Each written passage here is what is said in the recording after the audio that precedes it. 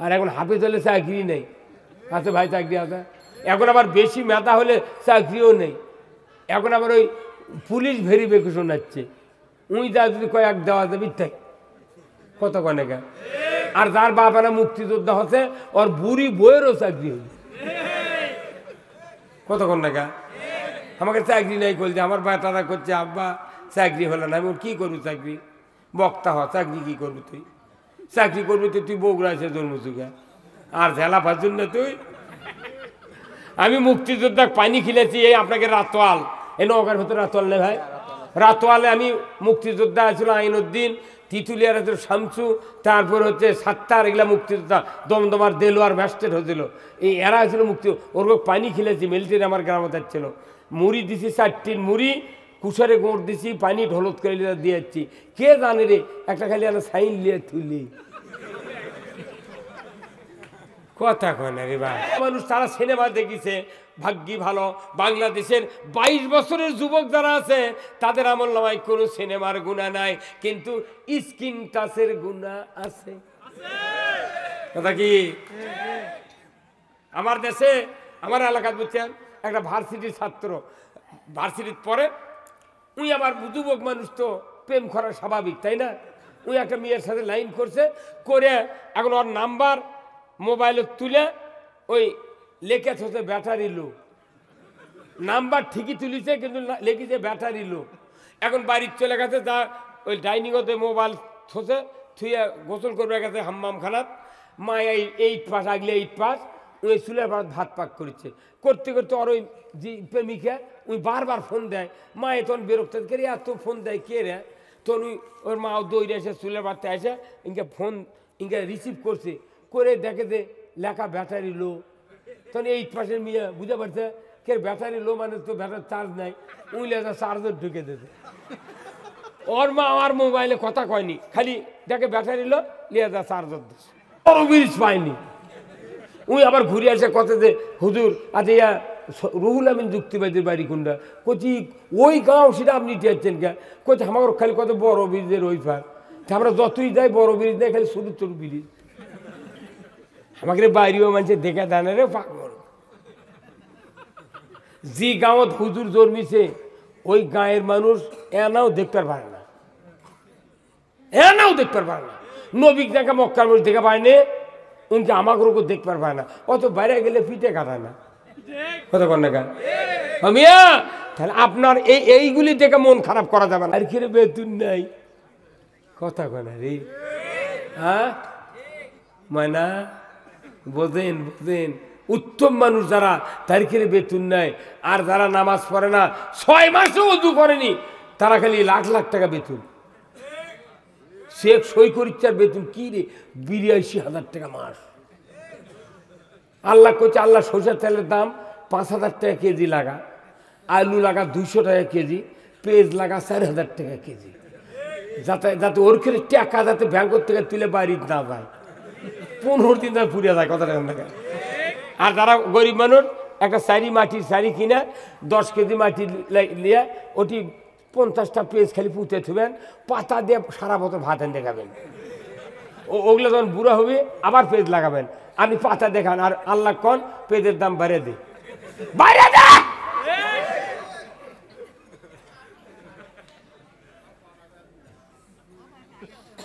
আমি সেদিন সিমলা হাটাত গেছি, এক মেয়ে আমার মতো গরিব মানুষ, আমি জানিনি, আমি এসে নই বাদাম লিখছি, উনি আসা করছে হুজুর একটা কথা কি করছে, হুজুর 4টা রসুন কিনেছি আর 25 গ্রাম জিরা কিনছি হুজুর।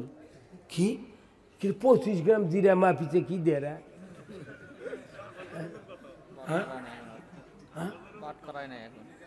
25 গ্রামের বাদ করাই নাই করছে ভাই। তাহলে 25 গ্রাম কিনছে জিরা, 4টা রসুন কিনছে না। আমি পরে 100 টাকা দেবো বা তুমি হাট বাজার করে দাও না করছে হুজুর আপনাকে চিনি, আপনার বাড়ির তেগর, আমার বাড়ির দাম গাড়া, আপনাকে চিনি, যে চিনিস ভালো তোকে টাকা দিচ্ছে তুই হাট করে চলবে লোক কিনে করছে হুজুর আজ 5 মাস হলে মাছ কিনে পারিনি হুজুর, গরিব মানুষ এই টাকাতে মাছ কিনবো হুজুর কথা কন। আর আপনি খালি বাম্পার ফলন, দুনের দই মিষ্টি 7 আপ খিলে খাই। আমার চ্যানেলটি সাবস্ক্রাইব করে আমাদের সঙ্গেই থাকুন। মানে কি রে পুতুল ঘুরিচ্ছি, গালত গোস্ত দিতে মানে টুস টুস করছি, মানে আপেলের লাগান পাকিতে, কথা ঠিক কেনা? তুই মরে যা, তোর কি খবর হয়? আল্লাহ রসুল মদিনায় গেলেন, মদিনায় যাওয়ার পর কালিমার দাওয়াত দিলেন না, রোজার দাওয়াত দিলেন না, পর্দার দাওয়াত দিলেন না। উনি সর্বপ্রথম মদিনার মাটিতে একটা হুঙ্কার ছাড়লেন যে আমি আজ থেকে মদিনার মাটিকে ইসলামী রাষ্ট্র ঘোষণা দিলাম। ইসলামী রাষ্ট্রের প্রধানমন্ত্রী হলেন রসুল। এই রসুল প্রথম দিনে বক্তব্য দেন নাই কালেমার পক্ষে, রোজার পক্ষে, পর্দার পক্ষে, জেনার বিরুদ্ধে বক্তব্য দেন নাই। উনি প্রথম বক্তব্য দিয়েছেন, ও মদিনার লোকেরা, আনসার মুহাজির যারা ইহুদি নাসারা আছো, কাফের মুশরিক আছো, সকলের জন্য আমি একটা আইন দিলাম। এই আইনটা হলো কি, তোমাদের যার যার মাথায় ঋণ আছে, যাদের লোন আছে, ঋণ আছে, আমি আজ থেকে সমস্ত ঋণ রসুল আমি কাঁধে উঠায় নিলাম, সব লোন আমি শোধ করব। আল্লাহু আকবার। কালেমার দাওয়াত দেয়নি, খালি কত তুর্কের লোন আমি শোধ করব। মানুষ খালি ইহুদি নাসারা আনসার মুহাজির খালি দৌড়ে এসে রসুল করতে, হুজুর হাতত হাত দেন তো, আমরা এখনই কালমা পড়ে মুসলমান হবো। কারণ কি? কারণ হলো এই ঋণের দায় আমরা মরে গেছি, সুদে করে টাকা লেগে লেগে আমাকে 10 কোটি টাকা সুদ দিছি, তাও করছে আরো আসল আসি। কথা কনে পারি? হ্যাঁ, প্রথম খালি কথা দেনা মোট শোধ করবো আমি, মানুষ খেলে পাগল হয়ে গেছে। আবার কথা যার বউ বিটিয়াতে সমাজে তো জানা হচ্ছিল, কি জানা হচ্ছিল না তখন, ওই জানা বন্ধ করার জন্য কছে জানা করলে সঙ্গে সার পুরুষের কোমর, মহিলার সিনাবন্ত গাড়িয়া দিয়া আদলা পিকেট দিয়া হত্যা করা হবে, মাথার হাড্ডি গুড্ডি মিশে দেওয়া হবে। এই আইন যখন রসুল পাশ করেছেন মদিনায়, একটা মানুষও ওই আইনের বিরুদ্ধে যায়নি। কয় হিন্দুও তো জানা বন্ধ হলে সুবিধা, মুসলমানের সুবিধা, হাজির সুবিধা, মেয়ের বাপের সুবিধা। অতএব জানা বন্ধর আইন যখন পাশ হচ্ছে মদিনাতে, রাতের অন্ধকারে হাজার হাজার মাইল একজন যুবতী নারী যৌবনের লাবণ্যতা নিয়া, লক্ষ লক্ষ টাকার সোনার অলংকার নিয়া রাস্তায় রাস্তায় একা একা ঘরে, লা ইয়াখাফু ইল্লাল্লাহ, আল্লাহর ভয় ছাড়া ধর্ষকের ভয় থাকে না, চুরির ভয় থাকে না, ডাকাতের ভয় থাকে না। জোরে বলুন ঠিক কিনা? এই আইন বাংলাদেশে হোক, আপনারা কি চান? কারা কারা চান? দু হাত তুলে দেখান। লিল্লাহে তাকবীর। 5 মিনিটে জানা বন্ধ হবে, 5 মিনিটে চুরি বন্ধ হবে, 5 মিনিটের ভেতরে আপনার নামাজ কায়েম হবে। ধরে বলুন ঠিক কিনা? আজকে বলুন তো, নামাজি বেশি না বেনামাজি বেশি বাংলাদেশে? বক্তার বেটা বেনামাজি, ইমামের বেটা ডবল বেনামাজি, মুয়াজ্জিনের বেটা রিডবল বেনামাজি, মোতাল্লির বেটা টিপুল বেনামাজি, হাজির বেটা ওযু জানে না। দেখুন, নামাজির নামাজ মিঠা, মুসল্লির মিঠা ওযু, বেনামাজির গান মিঠা, সুরের মিঠা কসুর। শুয়ারকে মুখ দিয়ে কচুর গোড়া উগরে খায়। কতক্ষণ? আমার বাংলাদেশের যুবকেরা, বাংলাদেশের মানুষেরা, আজকে যারা বুড়া মানুষ আছে, ৭৬, ৭৫, ৮০ বছরের বুড়া যারা বেঁচে আছে, এর কেরা আমল নামাজ সিনেমার গুণা আছে, কিন্তু সাব্বির ভাইয়ের আমল নামাজ সিনেমার গুণা নাই। কারণ ইনি যখন বড় হতে তখন সিনেমা হল নাই। ওই বুড়ারা ট্রেনের চড়ে বগুড়া যা শো মারছে ৩টার শো, ৯টার শো, 12টার শো। কিন্তু ওই সময় যারা বুড়া মানুষ তারা সিনেমা দেখিছে, ভাগ্যি ভালো। বাংলাদেশের 22 বছরের যুবক যারা আছে তাদের আমল নামায় কোনো সিনেমার গুণা নাই, কিন্তু স্ক্রিন টাচের গুণা আছে। কথা কি? আমার দেশে, আমার এলাকায় বুঝছেন, একটা ভার্সিটির ছাত্র ভার্সিটির পরে, উনি আবার যুবক মানুষ তো প্রেম করা স্বাভাবিক, তাই না? উনি একটা মেয়ের সাথে লাইন করছে, করে এখন ওর নাম্বার মোবাইলে তুলে ওই লেখেছে হচ্ছে ব্যাটারি লো। নাম্বার ঠিকই তুলিছে, কিন্তু লেখেছে ব্যাটারি লো। এখন বাড়ির চলে গেছে, যা ওই ডাইনিংতে মোবাইল থসে থুয়ে গোসল করবে গেছে হাম্মাম খানাত। মা 8 পাস, আগলে 8 পাস, ওই চুলের ভাত পাক করেছে, করতে করতে ওর ওই যে প্রেমিকা ওই বারবার ফোন দেয়, মায়ে তখন বিরক্ত করে এত ফোন দেয় কে রে, তখন ওর মা দৌড়ে এসে চুলের ভাতটা এসে ইনকে ফোন ইনকে রিসিভ করছে, করে দেখে যে লেখা ব্যাটারি লো। তখন 8 পাশের মেয়ে বুঝতে পারছে কে ব্যাটারি লো মানে তো ব্যাটারি চার্জ নাই, ওই লেখা চার্জার ঢুকে দিতে। ওর মা আমার মোবাইলে কথা কয়নি, খালি দেখে ব্যাটারি লো লিয়ে চার্জার দিচ্ছে। এখন ব্যাটা ডুবটুক দিয়ে বাইরে চলে যাচ্ছে, আইসা করছে মায়ে করছে বা তোর মোবাইলে কেবেন ফোন দিছিল বা কারবেন জরুরি কথা নাকি, তো আমি মোবাইল ধরবে যা দেখি যে লেখা উঠছে ব্যাটারি লো না বেড়া চার্জার দিছি। তখন ওই ব্যাটা ঘরের মধ্যে যা আয়তাল কুর্চি করে বকত ফোঁতেছে, আল্লাহ তুই বাঁচাছু, ভালো যে নাম লেখো শুনলে কথা কয়। যদি নাসিমা হাজেরা সুইটি লিখলো হয়নি তাহলে ওই বাপ মা বুঝা বলেন তোর মোবাইল মিয়া ছেলের নাম কে, কি বুদ্ধি রে বাংলাদেশের যুবকের রে, ওই লেখা হচ্ছে ব্যাটারি লো, এত বুদ্ধি বাংলাদেশে। হ্যাঁ বুড়া বুড়া বাপ দুম্বার যায় রাসে নামাজ পড়ে আর বেটা ঘুম পারে, বেটা বাপ মনে করে আমার বেটা ঘুম পাড়িচ্ছে, ওই ঘুম পাড়া মরদ লয়, সারা রাত ঠেলাঠেলি পেলাপেলি করছে। এই মোবাইল আসাতে ক্ষতি যা তার সে কম হচ্ছে উপকার। আর 30 বছর যে মোবাইল চলে মানুষ মানসিক বেদি হবি, লেখাপড়া কিচ্ছু মনে থাকবে না। ওই খালি পেলিচ্ছে বাঁয়ে করছে বা ভাত খাবো না, করছে খামোনি, খাবো না ভাত খামোনি, কোনো দিক তাকায় না, খালি এই দিক। আমরা বক্তৃতা করছি কোরআনের থেকে, আল্লাহ রসুল বলছেন, আল্লাহ বলছেন যখন সামনে নারী আসে মহিলা আসে তখন তোমাদের নজর নিম্নগামী করো। এতদিন বক্তৃতা করছি কেউ নিচে তাকায়নি, এই মোবাইল আসাতে উনি খালি ওই দিক টাকা থেকে ডানিয়ে ভাই কি হয় জানে না। দেখা অনুরোধ করতেছি যুবক ভাইরা, কোন রকমের মাদকাসক্ত হওয়া যাবে না, কথা ঠিক কিনা? 5 ওয়াক্ত নামাজ পড়তে হবে। আমার রসুল বলেছেন যে যুবকেরা যৌবন বয়সে আল্লাহর দিন মানবে, কোরআন মানবে, রসুলের আদর্শ মানবে, ওই যুবক কিয়ামতের ময়দানে আরশের নিচে জায়গা পাবে, ধরে কোন মারহাবা। শুধু তাই কি, আমার রসুল বলেছেন যে যুবক যৌবন বয়সে আল্লাহর ইবাদত করবে ওই যুবক কিয়ামতের দিন হযরত ইউসুফ আলাইহিস সালামের সাথে জান্নাতে থাকবে, ধরে কোন মারহাবা। কোথায় যুবকের দল? অনুরোধ করতেছি যুবক ভাইরা নামাজ কায়েম করেন, সেই যুবক ভালো যুবক তৈরি করার জন্য এই মাদ্রাসা, ধরে বলুন ঠিক কিনা? এই মাদ্রাসা কিয়ামত পর্যন্ত কায়েম হোক, এটা কি আপনারা চান? কারা কারা চান এই মাদ্রাসা কায়েম থাক? লিল্লাহে তাকবীর, নারায়ে তাকবীর, নামান হাত। আমি আপনাদেরকে বলতে চাই এই মাদ্রাসা কেন তৈরি করবেন, কেন সন্তানকে আলেম বানাবেন? আপনাদের এই নওগাঁ নামাজঘর থেকে আমার একটা ছেলে কামিল পাস করছে, এখান থেকে কামিল পাস করে আমার বাড়িতে গেছে, ইমামতি করে, বক্তৃতা করে, অথচ এখানে পান্তা খায়া কামিল পাস হবি কেউ ব্যাটাক দেয়নি। সাত্তার হুজুর বাড়ি বাড়ি ঘুরে মাদ্রাসা ছাত্র পায় না, মোট ছাত্র যায় প্রাইমারি আর হাই স্কুলত। একটা করে মাদ্রাসার হাফেজ ছাত্র আর মাদ্রাসার ছাত্র যদি 2000 করে যদি উপবৃত্তি দেওয়া হতো, ওই মাদ্রাসার ছাত্রের অভাব হতো না। আর যদি সরকার আইন করত ফাজিল পাস ছাড়া, MA পাস ছাড়া তাকে চাকরি দেওয়া হবে না, হাফেজ ছাড়া প্রাইমারি চাকরি দেওয়া হবে না, হাফেজ হওয়ার পর তুমি MA পাস করো তোমার চাকরি হবে। ওই মাদ্রাসার দরজাত খিল দিয়া হাফেজেরা ছাত্র ভিড়ের চোটে দরজা খুলতো না। আর এখন হাফেজ হলে চাকরি নেই, আছে ভাই চাকরি আছে।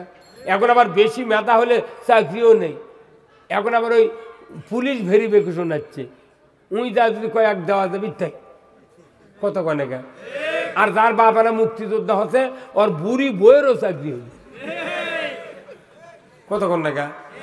আমাকে চাকরি নাই করছে, আমার বেটারা করছে আব্বা চাকরি হলো না, আমি কি করবো? চাকরি বক্তা হ, চাকরি কি করবো? তুই চাকরি করবি তো তুই বগুড়া এসে জন্মচুকা আর ঝেলা ফাজুন না তুই।